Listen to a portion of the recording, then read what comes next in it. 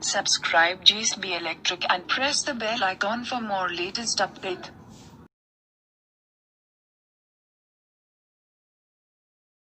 दोस्तों नमस्कार।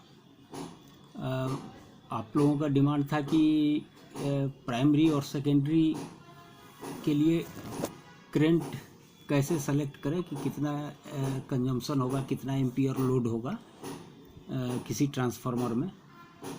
तो मैं आज एक ट्रांसफार्मर का डिज़ाइन कर रहा हूँ 2000 वाट इन्वर्टर के लिए। तो सबसे पहले मैं 8 नंबर कोर ले रहा हूँ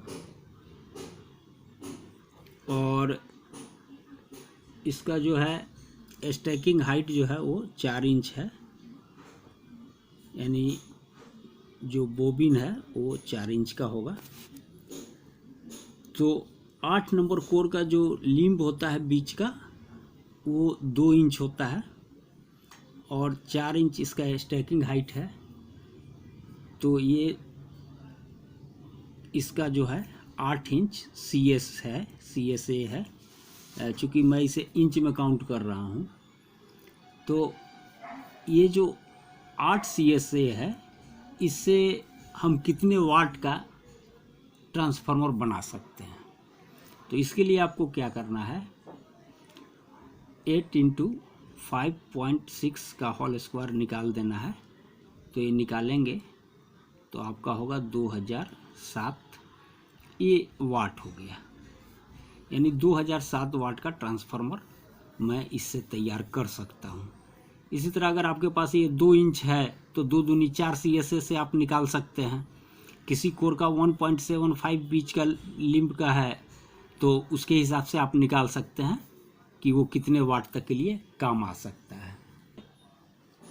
इस वाट के लिए 2000 वाट के लिए प्राइमरी वाइंडिंग में कितना करंट चाहिए, तो उस करंट को लेने के लिए हमें 2007 में इनपुट वोल्टेज अगर 230 वोल्ट से इसे वर्क कराना है तो 230 दें, 220 से वर्क कराना है तो आप 220 से दे सकते हैं इसमें भाग। मैं यहाँ 230 से ले रहा हूँ, यानी 230 वोल्ट से मैं भाग दे रहा हूँ इस वाट में।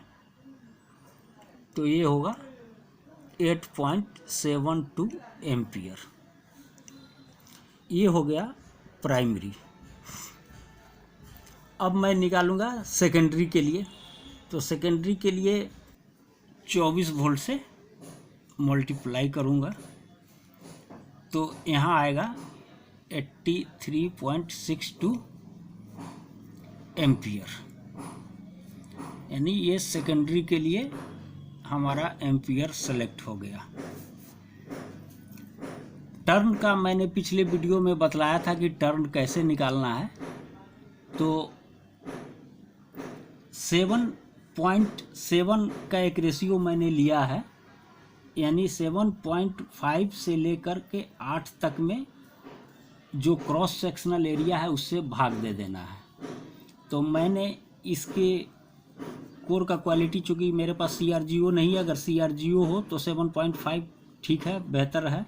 लेकिन अगर कोर का क्वालिटी थोड़ा इन्फीरियर है तो आप 7.7, 7.5 और 8 तक जा सकते हैं। तो मैंने क्या किया है, 7.7 का रेशियो लिया है और इससे मैंने 8 को मल्टीप्लाई किया है तो यहाँ 0.96 टर्न पर वोल्ट आया है। चूँकि ये जो कैलकुलेशन है ये 50 HZ के लिए सेट करता है, इसलिए 50 HZ का कैलकुलेशन भी मैं बतला दूंगा कि वो सब को जोड़कर कैसे कैलकुलेट करते हैं। थोड़ा लंबा होगा, ये मैंने शॉर्ट कर दिया है कि बहुत आप कम समय में तुरंत कैलकुलेट कर सकते हैं। तो इन्वर्टर ट्रांसफार्मर में होता क्या है कि एक जो है 250 से 60 वोल्ट तक का वाइंडिंग होता है जो लास्ट निकलता है, और एक यानी ये जो वाइंडिंग है 260 वोल्ट के लिए, और एक वाइंडिंग होता है 140 वोल्ट के लिए, कॉमन हो गया। और सेकेंडरी में हमें चाहिए 24 वोल्ट 24 वोल्ट, और एम्पियर कितना है तो 83.62 एम्पियर। अगर मैं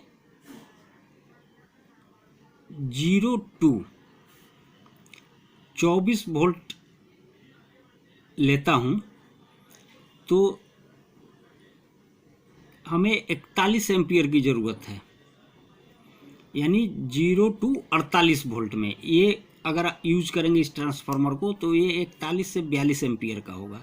लेकिन 24 जब यूज करेंगे, चूँकि इसके अंदर जो वायर गेज अभी मैं सेलेक्ट करूँगा वो डबल वायर से ये वाइंडिंग होगा, यानी 24 वोल्ट का 2 कॉइल होगा। यानी उस तार से जैसे एक कॉइल का वाइंडिंग अगर सपोज दैट कि 42 या 41 एम्पियर का है तो 2 कॉइल को आप एक साथ जोड़ कर लेते हैं 24 यानी कि एक कॉइल ये हो गया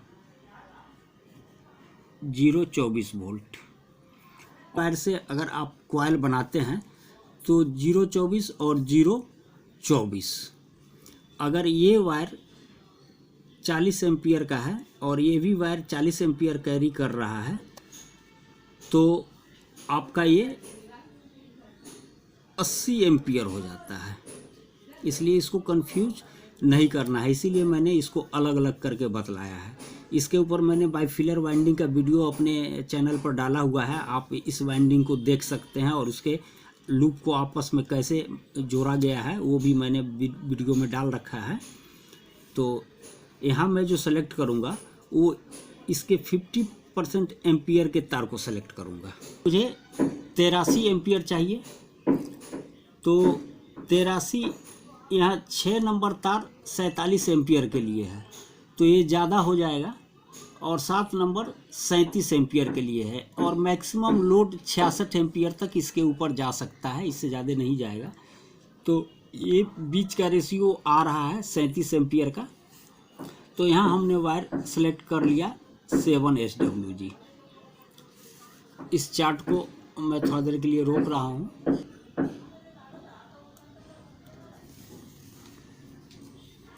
और सेकेंडरी में मुझे चाहिए 8.72 एम्पियर, प्राइमरी में मुझे चाहिए। सेकेंडरी का तो मैंने सेलेक्ट कर लिया 7SWG, ये 7SWG, और प्राइमरी में 8.72 एम्पियर के लिए मुझे वायर सेलेक्ट करना है। तो 8.72, तो ये देखिए 7.5 है और इसका मैक्सिमम 13 एम्पियर तक जा रहा है। तो इसके ऊपर जो वायर है वो 13 है, सीधे एक गेज ऊपर जा रहा है, तो ये 9.9 है, लगभग 10 एम्पियर के लिए ही चला जा रहा है। तो इसके हिसाब से हम इसको सेलेक्ट कर सकते हैं, यानी 14SWG। तो प्राइमरी के लिए मैंने 14SWG सेलेक्ट किया। अब मुझे जो टर्न पर वोल्ट है वो मैंने पिछले वीडियो में बतलाया था और यहाँ भी मैंने आपको बतला दिया, बहुत आसान तरीका है।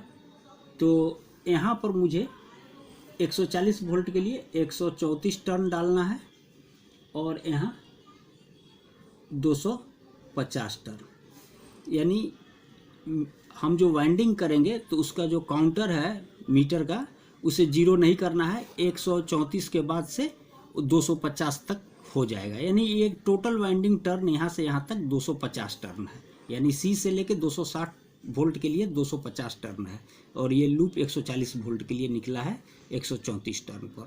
और यहाँ जो है आप 0.96 है तो आप यहाँ 24 टर्न दे दें और यहाँ भी 24 टर्न दे दें, और ये आपका ट्रांसफार्मर इन्वर्टर के लिए तैयार हो गया। और भी उपयोग में आप ला सकते हैं, चाहे तो इसे आप वायर गेज है, शायद हल्का सा स्पॉट वेल्डिंग में ये काम करे 0 to 48 वोल्ट पर, क्योंकि जब यहाँ से आप लेंगे तो 0 to 48 वोल्ट होगा, यहाँ से लेंगे तो यहाँ से लेंगे तो 0 to 24 वोल्ट होगा। तो ये मैं ऑप्शनल एक आइडिया दे दिया हूँ कि 48 वोल्ट है तो थोड़ा वेल्डिंग का ट्रांसफार्मर का जो वोल्टेज है वो भी आपको मिल जा रहा है, तो छोटा मोटा स्पॉट वेल्डिंग किया जा सकता है।